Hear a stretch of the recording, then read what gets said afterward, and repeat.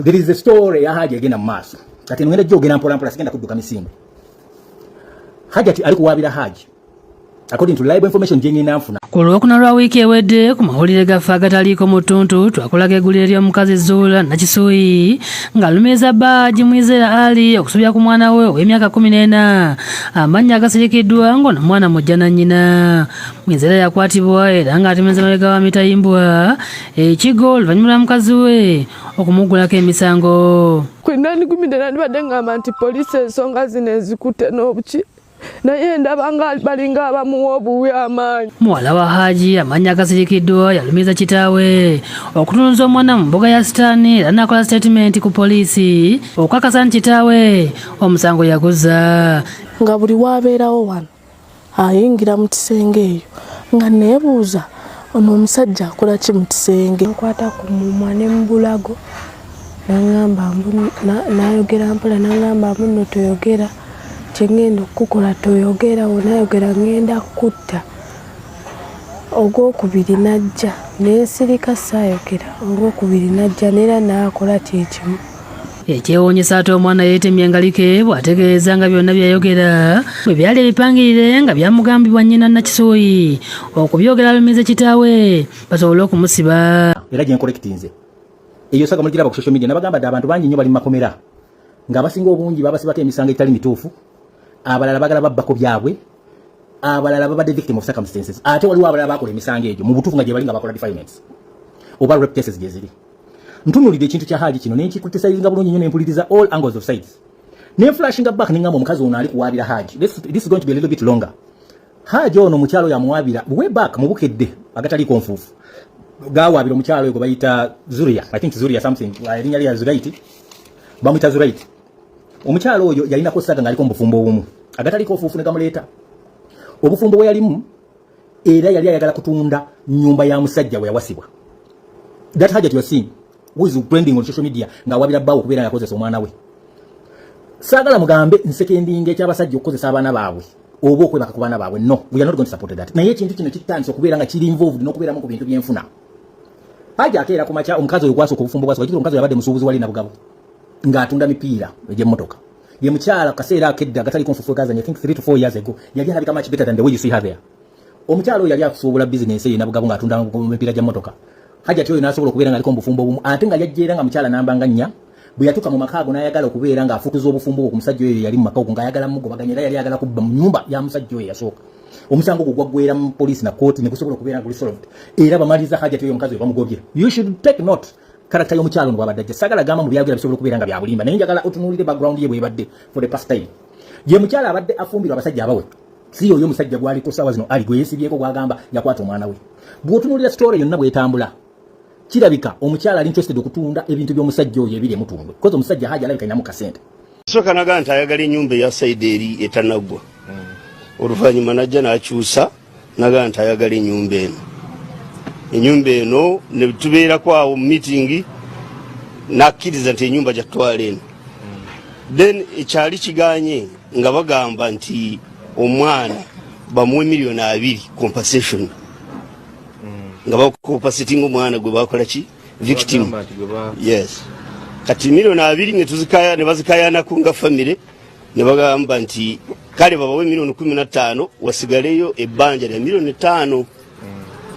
Kati bwe bali bagenda kuvaawo ne bagamba nti abantu bano beekyusa enkeera bayinza okwekyusa mukole obuwandiike tulinde Haji okubukonfaminga. Bakola ekiwandiiko ekiro ekyo abafamile ne basayiningako n'omukyalo oyo n'asayiningako. Haji ng'ayagala ssente Haji ati ng'ayagala ssente ziweebwe omwana naye atwale ennyumba eno ng'akita amutaddeko omusango mbu yayeebaka ku mwana ng'ayagala mu bintu. Yes. Abatulaba ndowooza mubiwulira tugende maaso. Kati omukyalo ono bwetutunula ku bintu ne bijja byogerwa mbu kituufu omwana yakwatibwa ogenda okulaba nga ne statements tezigatta. Bw'otunuulira omwana wabadde asula banne babadde asula nabo ng'omwana alinganga yakonkotebwa ebigambo byayogera nga bambi bimuforce nga abyogere olabira ddala nga there is a lot of hidden issues ezitanaba kubeera well established. Ekyewuunyisa ate omwana yeetemye engalike bw'ategeeza nga byonna byayogera bwe byali ebipangirire nga byamugambibwa nnyina Nakisuuyi okubyogera alumize kitaawe basobole okumusiba. Omuwala ategeeza nti yava ku ssomero n'asanga waka ng'olutalo lukoya wakati w'abazadde be nga Nakisuuyi bw'akanda bbaamu w'ennyumba omwana abeera n'abaana be. Era mpa ne property enaabalabirira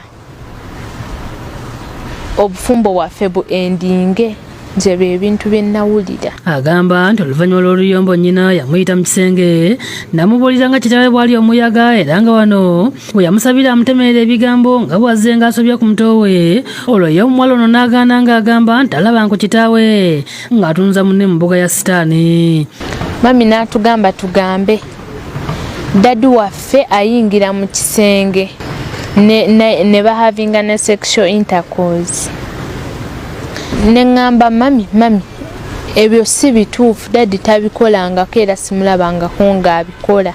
Kituufu ennyumba y'omukyalo ono Hajjati gwe baligezaako okwogera ennyumba gye basulamu ekajjansi.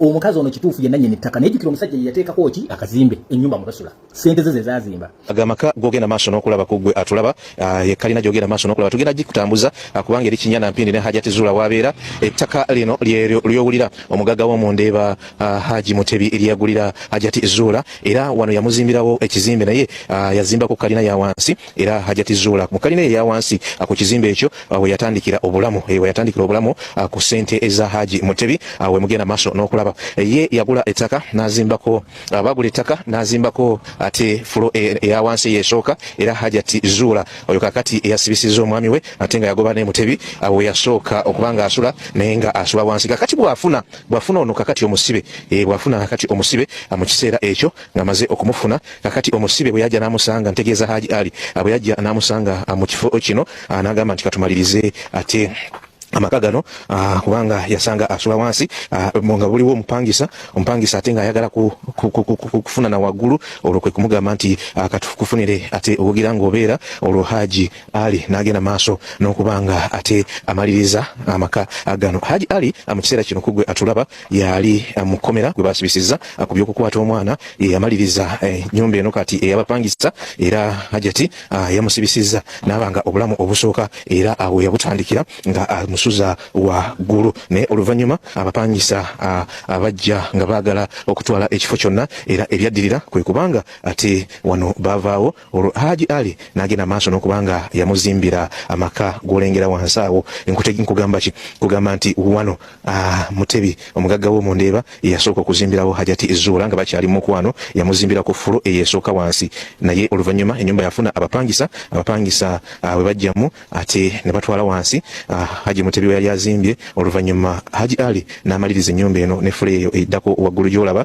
ate n'amuzimbira n'amaka ag'olengera wali wansi ng'amaka ga Hajjati Zuula agotwogerako kakati afuuse ensonga atujja kumunoonya mu budde bwaffe obw'eddembe bino byonna ajja kubanga ate abyogerako naye nga kakati ag'amaka ono ge yamuzimbira era mwabeera era sawa zino mwali akugwe agenda maaso n'okulaba omusibe gwe. Now here comes the problem in most cases bana bakazi abagenda nnyo mu business ezimu ezigana okukola naddala abakazi abakolera nabugabo aba bali mu group eri abakolera eri abakyala abasuubuzi beewola nnyo bagenda nnyo mu kubeera nga bagezako kwewola mu banks oba mu bifo ebyenjawulo kati business bwegaana abasinga obungi omusingo gwe bakuweerako ssente gusinziira ku property gy'oba olina bino tebasobola binnyonnyola nnyo abakyala abamu nga bakozesa ensobo ezo kati okulaba bali kutunulamu ebintu ebisinga obungi bagamba ani yali nannyini ttaka omukyala yagula ploti eyo mu yes kituufu omukyala yagula ploti ate yateekako ennyumba yaani ye Haji oyo Ali kwe bagamba bateese mukomera.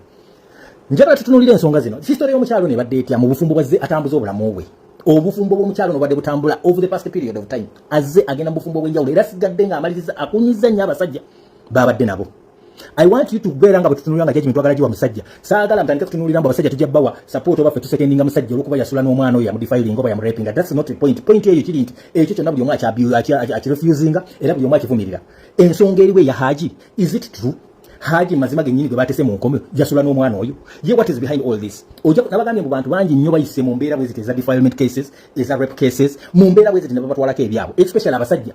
Fa abasajja jjukira tetulina kisa tulina masekunsi omusajja bakusibako ekintu ne bakuteekako ekintu ne bakuteekako implicating ku kintu bamaliriza bakusibya emyaka egiwerako naye abasinga obungi temumanyi abasinga obungi bana abali behind kino kitambula kitya bw'owulira videos ne zijja zigenda mu maaso kiba kitegeeza omukyalo ono alina okubeera nga Haji ono Ali gwateese mu nkomyo bwe baagala okubeera nga either we bamutwala mu koodi balina engeri gye baagana okwekkaanyaamu at some point. Bagamba nti omwana bamuwe million 2 compensation nga bakompensating omwana gwe bakola ki victim yes kati million 2 ne tuzikaya ne bazikayana kunga family ne bagamba nti kale babawe million 15 wasigaleyo ebbanja lya million 5 kati bwe bali bagenda kuvaawo ne baga nti abantu bano beekyusa enkeera bayinza okwekyusa mukole obuwandiike tulinde haji okubukonfaminga bakola ekiwandiiko ekiro ekyo abafamile ne basayiningako n'omukyalo oyo n'asayiningako haji nga ayagala sente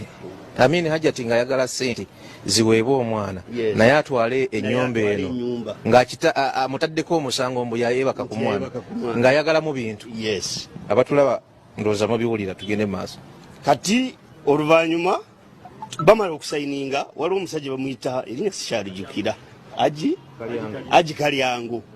kalyango yayetoololamu bw'ati n'akomawo ye n'agaana okusayininga nagasisobola bisayininga bino ye n'agaana netubaga nti mumuleke endagaano eyo nebeera neerooya wa haji yagisigaza kati enkeera ampala katuuka eno ekiro sanga 6 omukyalo oyo nankubira nanga nti baŋŋambye nti endagaano eyo si ntuufu njagala haji ankolera endagaano ntanguzizza